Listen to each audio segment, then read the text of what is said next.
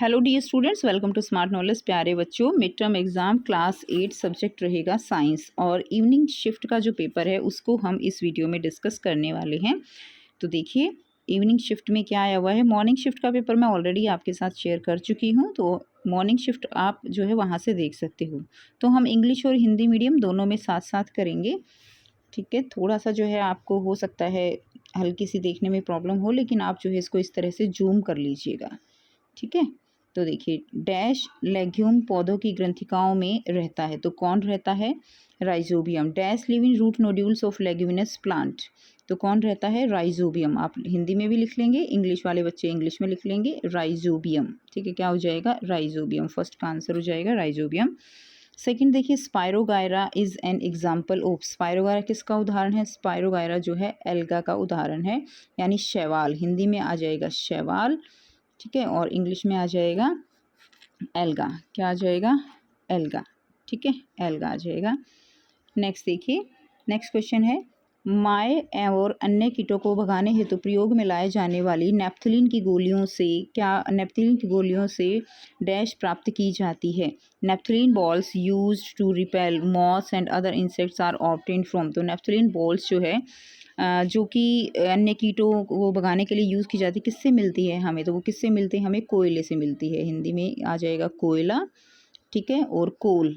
क्या आ जाएगा? थर्ड का आंसर कोल आ जाएगा। नेक्स्ट देखिए डैश कंपनों को आंतरकर्ण तक भेज देता है, तो कौन भेज देता है?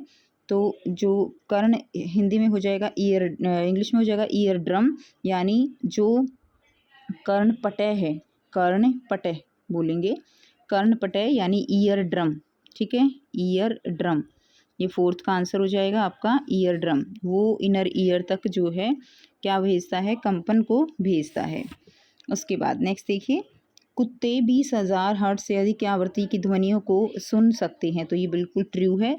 ठीक है, dogs they have the ability to hear sound frequencies of ever higher than 20,000 hertz, तो ये क्या हो जाएगा? ये जो है आपका सत्य हो जाएगा। क्लियर है? ट्रू हो जाएगा। क्या हो जाएगा? ट्रू हो जाएगा। उसके बाद नेक्स्ट देखिए मिट्टी के तेल का इस्तेमाल स्टोव, लैंप और जेट वायुयान के ईंधन के रूप में किया जाता है, तो ये भी सत्य है। Kerosene oil is use to fuel stove for jet aircraft. PCRA लोगों को यातायात लाइटों पर गाड़ी का इंजन खुला रखने की सलाह देता है। PCRA advises people to switch on the engine at traffic lights, तो ये भी क्या हो जाएगा? जो है पीसीआर यातायात लाइटों पर गाड़ी का इंजन खुला रखने की नहीं, बंद करने की सलाह देता है, तो ये क्या हो जाएगा? फॉल्स हो जाएगा, असत्य। जैम, जेली और स्क्वैश का परिरक्षण नमक द्वारा किया जाता है, तो नमक द्वारा नहीं किया जाता, ये असत्य हो जाएगा, फॉल्स हो जाएगा। संचरणीय रोग के कोई दो उदाहरण दीजिए। Name give two example of communicable disease, तो कम्युनिकेबल डिजीज़ जो है इसमें हो जाएगा एक तो खांसी हो जाएगा, ठीक है, कॉमन कोल्ड एंड कोलरा, ठीक है, यानी हैजा। संचरणीय रोग के दो उदाहरण लिखने हैं, तो एक तो आपका हैजा हो जाएगा और एक जो है खांसी हो जाएगा। लिख लेंगे बेटा, खांसी, हैजा। और कम्युनिकेबल डिजीज़ इंग्लिश में क्या लिखेंगे? Cholera and common cold, cholera and common cold. ठीक है, cholera and common cold.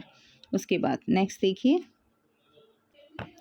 Next है मोमबत्ती में इस्तेमाल होने वाले पेट्रोलियम का संघटक लिखिए। विच quality name the petroleum product used in candles, तो कैंडल्स में क्या यूज़ होता है? मोम का यूज़ होता है, तो क्या लिख देंगे इसके अंदर हम? इसके अंदर हम लिख देंगे मोम, और इसके अंदर हम लिख देंगे पैराफिन वैक्स। आप इसमें पैराफिन मोम भी लिख सकते हो, इसमें आ जाएगा पैराफिन वैक्स। क्या आ जाएगा? Paraffin wax. ठीक है, उसके बाद नेक्स्ट देखिए ध्वनि की कौन सी गुणवत्ता उसकी तीक्ष्णता को निर्धारित करती है? कौन सी गुणवत्ता उसकी तीक्ष्णता को? विच quality of sound determine its pitch, तो क्या आ जाएगा? आवृत्ति आ जाएगा, आवृत्ति यानी फ्रीक्वेंसी। क्या आ जाएगा बच्चों? फ्रीक्वेंसी। ठीक है, आवृत्ति यानी फ्रीक्वेंसी। उसके बाद सामान्य श्वास की प्रबलता लिखो, तो सामान्य श्वास की प्रबलता 10 dB होती है। लाउडनेस ऑफ नॉर्मल ब्रीदिंग क्या होती है? 10 dB। उसके बाद नेक्स्ट देखिए सेक्शन बी दिया गया है, खंड ख, मच्छरों से फैलने वाली बीमारियों को रोकने के दो तरीके लिखो। Right 2 ways of preventing disease spread by mosquito. Mosquito से बचने के कोई दो उपाय लिखेंगे। ठीक है, खंड ख है सेक्शन बी, मच्छरों से फैलने वाली बीमारियों को रोकने का तरीके लिखने हैं। Write 2 ways of preventing disease spread by mosquito. यहाँ से आंसर करेंगे। सेकंड का देखिए, हमें कूलर टायर आदि में पानी जमा नहीं होने देना चाहिए और हमें अपने आसपास सफाई बनाए रखनी चाहिए। We should not allow water to collect in cooler tyres etcetera and we should keep surroundings clean. अपने चारों तरफ जो है क्या रखनी चाहिए, साफ सफाई रखनी चाहिए। नेक्स्ट क्वेश्चन है, किण्वन किसे कहते हैं? किसी एक अनाज का नाम लिखिए जो यीस्ट के उत्पादन के इस्तेमाल के लिए किया जाता है। What is fermentation? Write down the name of any one grain which is used for the growth of yeast. तो क्या होगा? Conversion of sugar into alcohol, ठीक है, यानी चीनी का शराब में परिवर्तन क्या कहलाता है? किण्वन या फर्मेंटेशन। और एग्जाम्पल रखेंगे वीट, बार्ले, राइस, गेहूं, जौ, चावल एट्सेट्रा। अगला क्वेश्चन है, जब तपेदिक का रोगी खांस रहा हो तो हमें उसके पास खड़ा होने से क्यों बचना चाहिए? Why should we avoid standing close to a tuberculosis patient while he she coughing?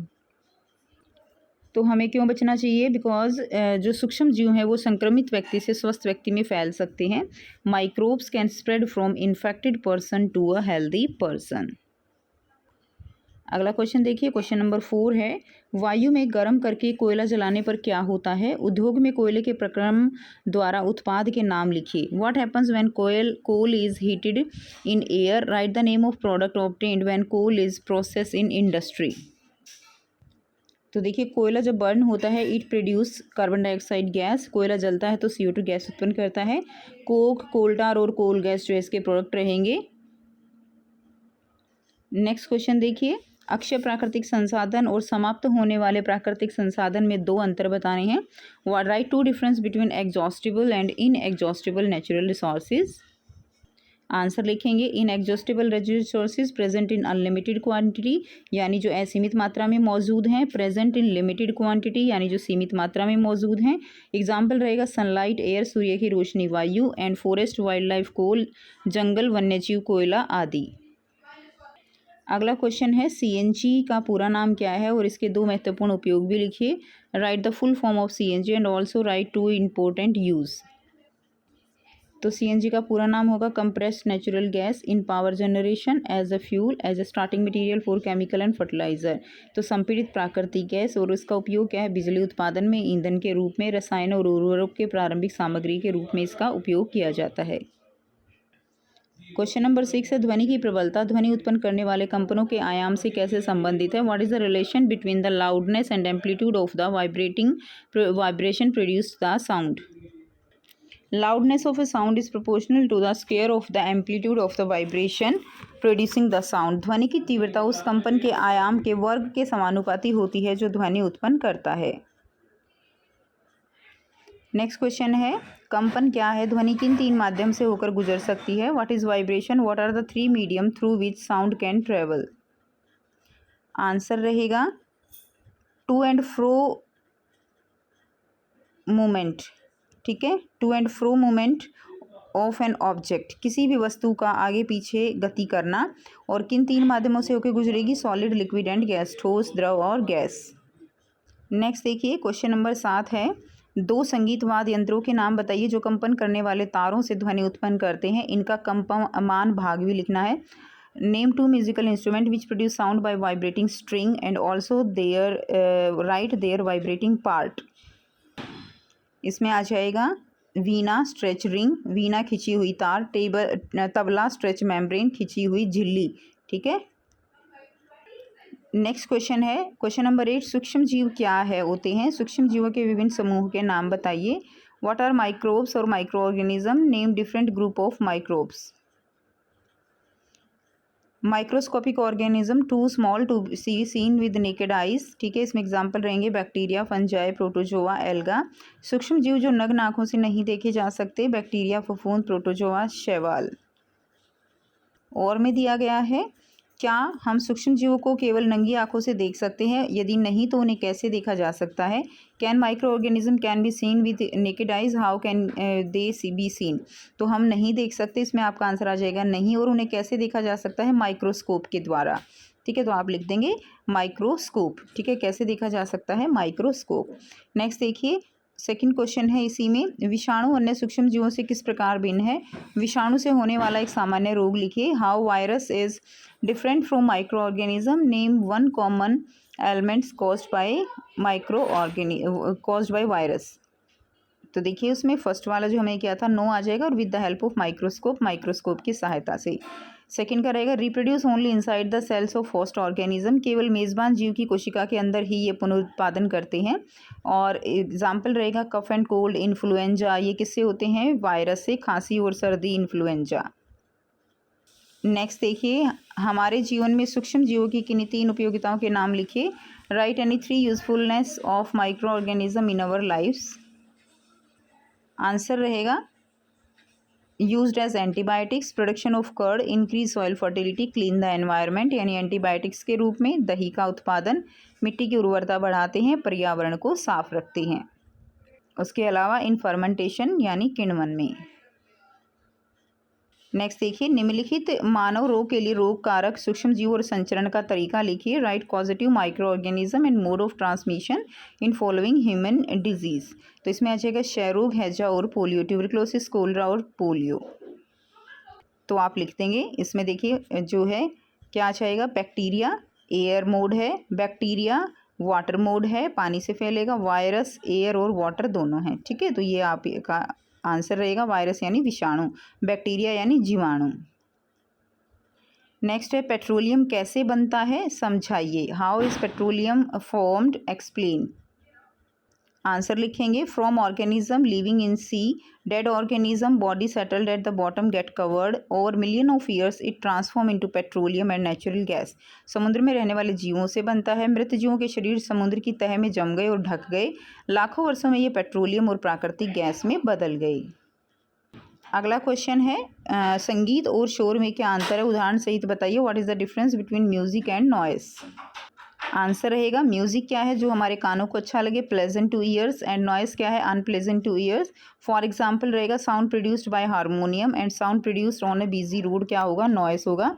ठीक है, संगीत और शोर, संगीत देखिए कानों को सुहावना लगता है, तो शोर कानों को अप्रिय लगता है। उदाहरण रहेंगे, हारमोनियम द्वारा उत्पन्न ध्वनि संगीत है और व्यस्त सड़क पर उत्पन्न ध्वनि शोर है। नेक्स्ट देखिए, कर्णपटह का क्या कार्य है, what is the function of eardrum. तो कर्णपटह का क्या कार्य है, send vibration to inner ear, कंपन को आंतरिक कान तक पहुंचाता है। नेक्स्ट है, पानी से भरी एक धातु की डिश के किनारे पर एक चम्मच से चोट मारी जाती है, इस क्रियाकलाप में क्या परिवर्तन देखा जाता है।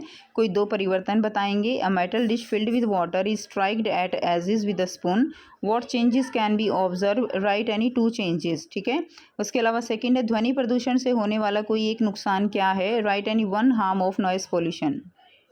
तो इसमें आप लिखेंगे, जब हम उसको मारते हैं तो क्या होगा, वेव्स प्रोड्यूस होती हैं, तरंगों का उत्पादन होता है। साउंड कैन बी ऑब्जर्व और हियर, ध्वनि को देखा और सुना जा सकता है। इसमें आ जाएगा लैक ऑफ स्लीप, हाइपरटेंशन और एंजाइटी होती है, नींद में कमी आना, उच्च रक्तचाप और चिंता। नेक्स्ट क्वेश्चन देखिए, क्वेश्चन नंबर 12, इसमें रेखांकित शब्दों को सही करके कथनों को पुनः लिखना है। तो प्रति मिनट होने वाले दोलनों की संख्या को दोलन की आवृत्ति कहते हैं, मिनट की जगह सेकंड आएगा। वातावरण में अवांछित ध्वनियों को वायु प्रदूषण नहीं कहते, शोर कहते हैं। क्या कहते हैं, शोर कहते हैं। सुखद ध्वनियाँ शोर कहलाती हैं, सुखद नहीं, जो कानों को अप्रिय लगे, अप्रिय ध्वनियाँ क्या कहलाती हैं, शोर कहलाती हैं। सड़क के किनारे पेड़ लगाने से ध्वनि प्रदूषण को बढ़ाया जा सकता है, तो बढ़ाया नहीं घटाया जा सकता है। आवृत्ति को डेसिबल में व्यक्त करते हैं, आवृत्ति को डेसिबल में नहीं हर्ट्ज में व्यक्त करते हैं, SZ आ जाएगा। पुरुषों के वाक् तंतुओं की लंबाई 15 mm होती है, तो 15 नहीं 20 mm होती है। ठीक है, तो ये आ जाएगा। इसमें देखिए, द नंबर ऑफ ऑसिलेशन पर मिनट की जगह सेकंड आ जाएगा। कॉल्ड एयर पोल्यूशन की जगह नॉइस पोल्यूशन आ जाएगा। प्लेजेंट की जगह अनप्लेजेंट आ जाएगा। इंक्रीज की जगह डिक्रीज आ जाएगा। डेसिबल की जगह हर्ट्स आ जाएगा। ठीक है, और vocal cord in man are about 15 mm नहीं होते, 20 mm होते हैं। तो ये आपका आंसर हो जाएगा। तो ये आपका क्वेश्चन नंबर 12 का आंसर हो जाएगा बच्चों, यहाँ से आप देख सकते हैं। क्वेश्चन नंबर 13 है, read the passage and answer the following question. Natural resources can be divided into 2 kinds. तो ये आप जो है अच्छे से इसको पढ़ लेंगे। ठीक है, तो और ये दिया गया है इधर हिंदी मीडियम में। प्राकृतिक संसाधनों को 2 प्रकार बांटा जा सकता है, अक्षय और समाप्त होने वाले। तो इसमें देखिए, फर्स्ट का आंसर आपका समाप्त होने वाले प्राकृतिक संसाधन, एग्जॉस्टिबल नेचुरल रिसोर्सेज कौन से रहेंगे, मात्रा में असीमित होते हैं। और जो है इसमें आ जाएगा अनलिमिटेड, समाप्त होने वाले प्राकृतिक संसाधन हैं, ठीक है। तो इसका आंसर आपका थर्ड हो जाएगा, ये मात्रा में कम होते हैं, लिमिटेड इन क्वांटिटी। नेक्स्ट देखिए, जीवाश्म ईंधन प्राप्त किए जाते हैं, fossil fuel are obtained from, मृत जीव से, dead remains of living organism. उसके बाद नेक्स्ट देखिए, मृत वनस्पति के कार्बनीकरण से कौन सा पदार्थ बनता है, तो क्या बनता है, कोयला, कोल आ जाएगा। नेक्स्ट देखिए, निम्नलिखित में से कौन सा पेट्रोलियम का अवयव नहीं है, which of the following is not a constituent of petroleum, तो इसमें आ जाएगा आपका कोक, ठीक है, थर्ड कोक आ जाएगा। उसके बाद नेक्स्ट है क्वेश्चन नंबर 14, इसको पैराग्राफ को आप जो है अच्छे से गद्यांश को पढ़ लेंगे और पढ़ने के बाद इसमें आप क्वेश्चन के आंसर करेंगे। फर्स्ट, निम्नलिखित में से प्रकाश संश्लेषण के लिए क्या आवश्यक नहीं है, तो क्या आवश्यक नहीं है, इसके अंदर नाइट्रोजन आवश्यक नहीं है, ठीक है, which is not necessary for photosynthesis nitrogen. कवक के बीजाणुओं को अंकुरण में वृद्धि करने के लिए आवश्यकता होती है, to germinate and grow fungal spores need, किसकी आवश्यकता होती है, नाइट्रोजन की कमी वाली मृदा की, ठीक है, नाइट्रोजन की कमी वाली मृदा की आवश्यकता होती है, soil which lack in nitrogen. कवक होते हैं तो क्या होते हैं, सूक्ष्मजीवी, रुई जैसे धागे और मृतजीवी, तो यही सारे होते हैं। फोर्थ आंसर हो जाएगा all of the above, fungi यार ऑल ऑफ द अबव जो है आंसर हो जाएगा, ठीक है, आपका इसका आंसर हो जाएगा ऑल ऑफ द अबव। अगले में देखेंगे, इसमें आपका आ जाएगा सड़े गले पदार्थों पे कौन निर्भर रहता है, वो रहते हैं मृतजीवी, तो इसमें आ जाएगा मृतजीवी, saprophytic nutrition which depends on dead and decaying matter. Question number 15 दिया गया है, इसमें गद्यांश को पढ़ना है।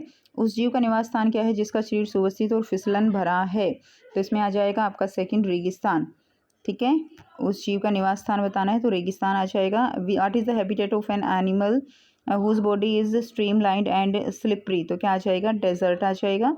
उसके बाद नेक्स्ट देखिए, केचुआ सांस लेता है किससे, त्वचा से सांस लेता है, स्किन से।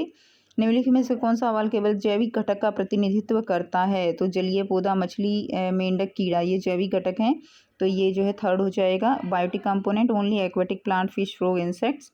उसके बाद देखिए लास्ट क्वेश्चन है, विषम को चुनना है, तो इसमें आपका आ जाएगा रूट्स ऑफ बैनियन ट्री, ठीक है, ये पौधे के बीज, मुर्गी के अंडे, आलू की कलिका, ये सब प्रजनन के संबंध में है, बट इसमें जो है ये आ जाएगा। उसके बाद इसमें लास्ट आ जाएगा number 4, root of banyan tree, ये आ जाएगा। तो ये था बच्चों आपका इवनिंग का साइंस का पेपर। आई होप सभी बच्चों को सारा पेपर क्लियर हो गया है, आंसर की आपको क्लियर है, सारे आंसर्स क्लियर है। फिर भी अगर कोई डाउट हो तो आप कमेंट सेक्शन में कमेंट करके पूछ सकते हो। वीडियो अच्छी लगी तो वीडियो को ज़रूर लाइक कीजिए, शेयर कीजिए और चैनल को कीजिए सब्सक्राइबर। आप जो है आपको सारे सब्जेक्ट के सैम्पल पेपर इस चैनल पर मिलेंगे, सारी मार्किंग स्कीम मिलेंगी, इंपॉर्टेंट क्वेश्चंस मिलेंगे। तो अगर आपने चैनल को सब्सक्राइब नहीं किया है तो चैनल को सब्सक्राइब कर लीजिए। मिलते हैं नेक्स्ट वीडियो में, till then take care, bye bye.